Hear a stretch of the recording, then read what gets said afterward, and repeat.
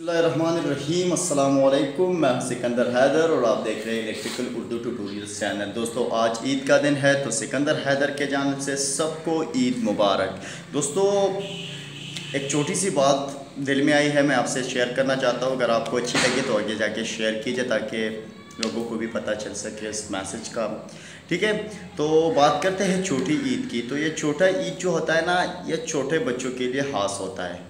यानी मैं इसमें छोटे बच्चे बहुत ही मौज मस्तियाँ करते हैं, ईद मनाते हैं।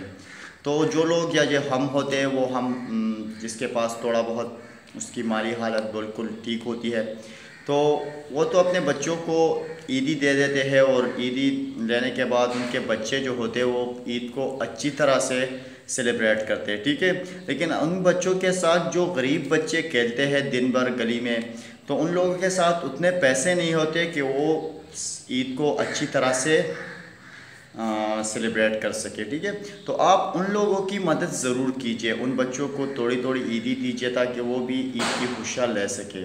अल्लाह हाफ़िज़।